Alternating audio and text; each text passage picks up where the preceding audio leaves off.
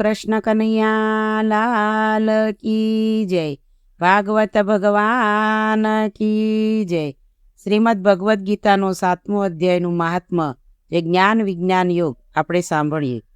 ભગવાન શિવ કહે છે કે પાર્વતી, હવે હું 7મા અધ્યાયનું મહાત્મ્ય જણાવું છું, જેને સાંભળીને કાનમાં અમૃત ભંડાર ભરાઈ જાય છે. પાટિલપુત્ર નામનું એક દુર્ગમ નગર છે, જેનું ગોપુર ઘણું ઊંચું છે. એ નગરમાં શંકુકર્ણ નામનો એક બ્રાહ્મણ રહેતો હતો. એણે વેશ્યવૃત્તિનો આશ્રય લઈને ઘણું ધન કમાયું, પરંતુ ન તો કદી પિતરોનું તર્પણ કર્યું કે ન તો દેવતાઓનું પૂજન. એ ધનોર્પાજનમાં તત્પર થઈને રાજાઓને જમણ આપતો હતો.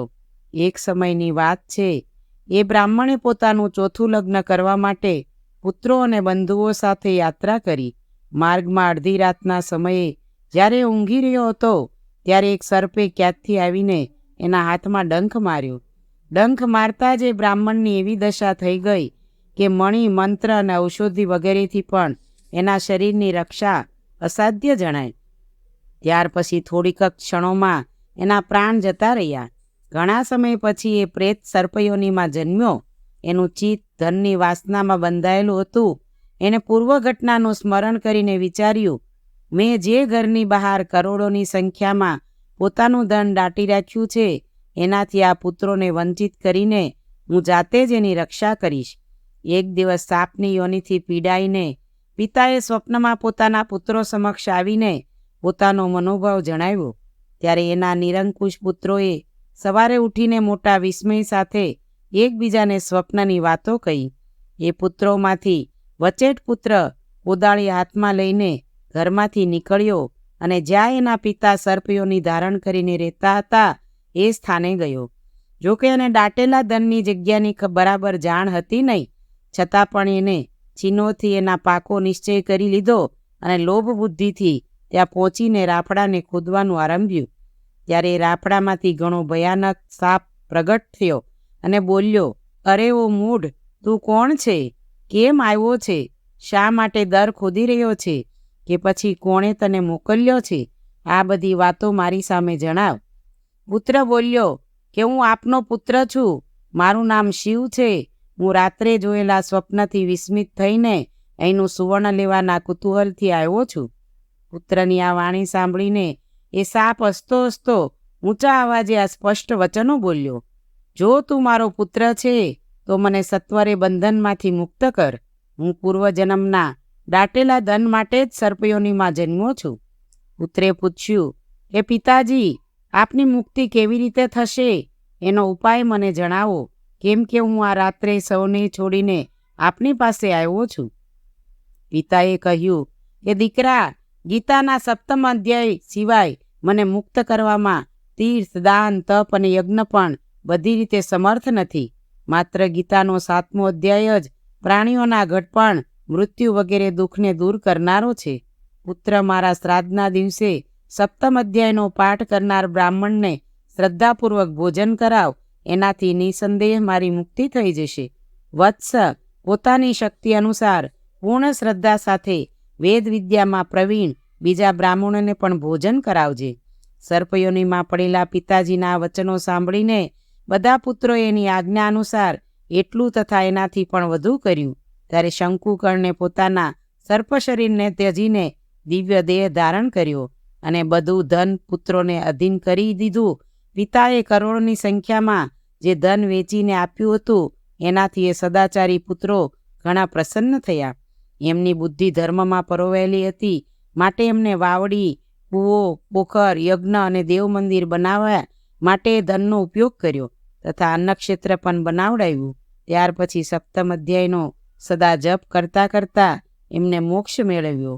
પાર્વતી, આ તમને 7 અધ્યાયનું મહાત્મ્ય જણાવવામાં આવ્યું છે, જેના શ્રવણ માત્રથી મનુષ્ય સર્વ પાતકોમાંથી મુક્ત થઈ જાય છે. બોલો કૃષ્ણ કનૈયા લાલ કી જય.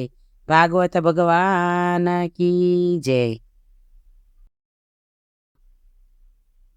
કૃષ્ણ કનૈયા લાલ કી જય. ભાગવત ભગવાન કી જય.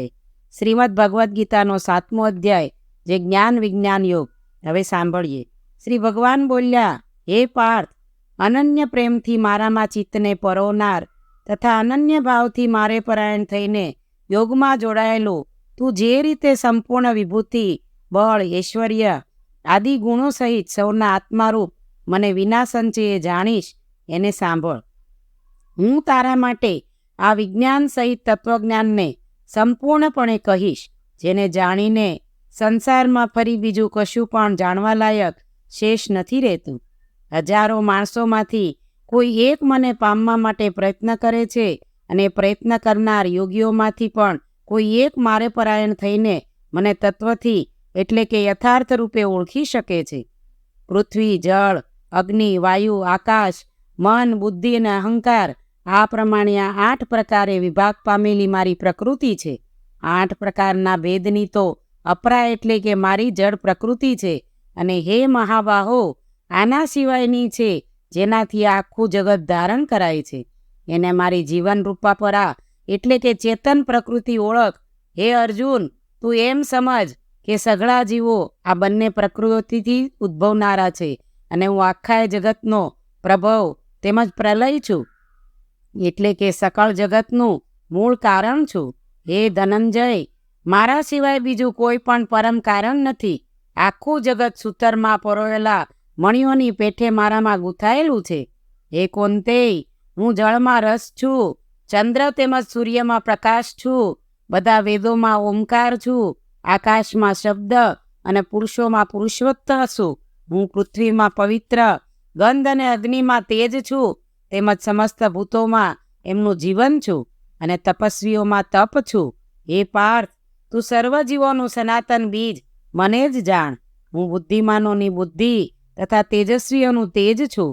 હે ભરતવંશીઓમાં શ્રેષ્ઠ, હું બળવાનોનું આશક્તિ તથા કામનાઓ વિનાનું બળ એટલે કે સામર્થ્ય છું. અને સૌ જીવોમાં ધર્મને અનુકૂળ એટલે કે શાસ્ત્રને અનુકૂળ કામ છું.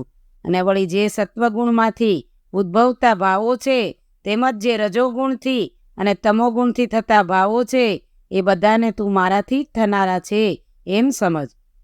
એમ હોવા છતાં પણ વાસ્તવમાં તેમનામાં હું કે તેઓ મારામાં નથી. ગુણોના કાર્યરૂપ સાત્વિક, રાજસ અને તામસ એવા આ ત્રણેય પ્રકારના ભાવોથી આખો સંસાર પ્રાણી સમુદાય મોહ પામી રહ્યો છે. માટે જ આ ત્રણેય ગુણોથી પર એવા મુજ અવિનાશીને નથી ઓળખતો. કેમ કે આ અલૌકિક અર્થાત ઘણી અદ્ભુત ત્રિગુણમય મારી માયા પાર કરવી ઘણી અઘરી છે. પરંતુ જે માણસો માત્ર મને જ નિરંતર ભજે છે તેઓ આ માયાને પાર કરી જાય છે, એટલે કે સંસાર સાગરને તરી જાય છે. માયા વડે જેમનું જ્ઞાન હરાયેલું છે એવા આસુરી સ્વભાવને ધરી રાખનાર, મનુષ્યમાં અધમ દૂષિત કર્મ કરનાર મૂઢજનો મને નથી ભજતા. એ ભરત શ્રેષ્ઠ અર્જુન, ઉત્તમ કર્મ કરનાર અર્થાથી, આર્ત, જિજ્ઞાસુ અને જ્ઞાની એવા 4 પ્રકારના ભક્તજનો મને ભજે છે. એમનામાંથી હંમેશા મારામાં એકાત્મ ભાવે સ્થિત અનન્ય પ્રેમ ભક્તિ રાખનાર જ્ઞાની ભક્ત ઘણો શ્રેષ્ઠ છે. કેમ કે મને તત્વથી ઓળખનાર જ્ઞાનીને હું અત્યંત પ્રિય છું અને એ જ્ઞાની મને અત્યંત પ્રિય છે. આ બધાય ભક્તો ઉદાર છે, છતાં એ સર્વમાં જ્ઞાની તો સાક્ષાત મારું સ્વરૂપ જ છે એવો મારો મત છે. કેમ કે મારામાં જ મન તથા બુદ્ધિ રાખનાર જ્ઞાની ભક્ત અતિ ઉત્તમ ગતિ સ્વરૂપ એવા મારામાં જ સમ્યક રીતે સ્થિર છે. ઘણા જન્મો પછીના અંતિમ જન્મમાં તત્વજ્ઞાન પામેલો માણસ સર્વકાય વાસુદેવ જ છે એવા ભાવે મને ભજે છે એ મહાત્મા ઘણો દુર્લભ છે. અમુક ભાગોની કામના વડે જેમનું જ્ઞાન હણાઈ ચૂક્યું છે એ માણસો પોતાના સ્વભાવથી પ્રેરાઈને અમુક નિયમને ધારણ કરી અન્ય દેવતાઓને ભજે છે એટલે કે ઉપાસે છે. જે સકામ ભક્ત જે દેવતાના સ્વરૂપને શ્રદ્ધાથી પૂજવા ઈચ્છે છે તે ભક્તની શ્રદ્ધાને હું એ જ દેવતા પ્રત્યે દ્રઢ કરું છું. એ માણસ એ શ્રદ્ધાથી યુક્ત થઈ એ દેવતાનું પૂજન કરે છે અને એ દેવતા પાસેથી મારા વડે જ વિધાન કરેલા એ ઈચ્છેલા ભોગોને નિસંદેહ પામે છે. પરંતુ એ અલ્પબુદ્ધિજનોનું તે ફળ નાશવંત હોય છે. તેમજ એ દેવતાઓને પૂજનાર જનો દેવતાઓને પામે છે, જ્યારે મારા ભક્તો ભલે ગમે તેમ ભજે છેવટે તેઓ મને જ પામે છે. અજ્ઞાનીઓ મારા સર્વશ્રેષ્ઠ અવિનાશી પરમ ભાવને નહીં ઓળખીને અવ્યક્ત અર્થાત મન ઇન્દ્રિયોથી પર એવા મુજ સચ્ચિદાનંદ ધન પરમાત્માને માણસની પેઠે જન્મ લઈને વ્યક્તિભાવને પામનાર માને છે. પોતાની યોગમાયા વડે ઢંકાયેલો હું સૌને પ્રત્યક્ષ નથી થતો, માટે આજ્ઞાની જન સમુદાય મુજ અજન્મા અવિનાશી પરમેશ્વરને નથી ઓળખી શકતો, એટલે કે મને જન્મ મરણશીલ સમજે છે. હે અર્જુન, પૂર્વ થઈ ગયેલા અને વર્તમાનમાં હયાત તથા ભવિષ્યમાં થનાર સર્વભૂતોને હું જાણું છું, પરંતુ મને કોઈ પણ શ્રદ્ધા ભક્તિ વિનાનો માણસ નથી જાણી શકતો. હે ભરતવંશી અર્જુન, સંસારમાં ઈચ્છા અને દ્વેષથી ઉદ્ભવેલા સુખ દુઃખ આદિ દ્વંદ્વ સ્વરૂપ મોહને લીધે સઘળા પ્રાણીઓ અત્યંત અજ્ઞાનતાને પામી રહ્યા છે, પરંતુ નિષ્કામ ભાવે ઉત્તમ કર્મોનું આચરણ કરનાર જે માણસોનું પાપ નષ્ટ થઈ ચૂક્યું છે એ રાગદ્વેષ જનિત દ્વંદ્વ સ્વરૂપ મોહથી મુક્ત થયેલા દ્રઢ નિશ્ચયી ભક્તો મને સર્વ રીતે ભજે છે. જેઓ મારે શરણે થઈને જરા અને મરણમાંથી છૂટવા માટે પ્રયત્ન કરે છે, એ માણસો એ બ્રહ્મને સમગ્ર અધ્યાયને તેમજ સંપૂર્ણ કર્મને ઓળખી લે છે. જે માણસો અધિભૂત અને અધિદેવ સહિત તેમજ અધિયજ્ઞ સહિત સૌના આત્મ સ્વરૂપ મને અંતકાળે ઓળખી લે છે, એ મારામાં ચિત્ત પોરવેલા માણસો મને જ ઓળખી લે છે, એટલે કે પામી જાય છે. શ્રી કૃષ્ણ અને અર્જુનના સંવાદમાં શ્રીમદ ભગવદ્ ગીતા રૂપી ઉપનિષદ અને બ્રહ્મ વિદ્યા તથા યોગશાસ્ત્ર વિષયનો જ્ઞાન વિજ્ઞાન યોગ નામનો 7મો અધ્યાય સમાપ્ત. બોલો કૃષ્ણ કનૈયા લાલ કી જય. ભાગવત ભગવાન કી જય.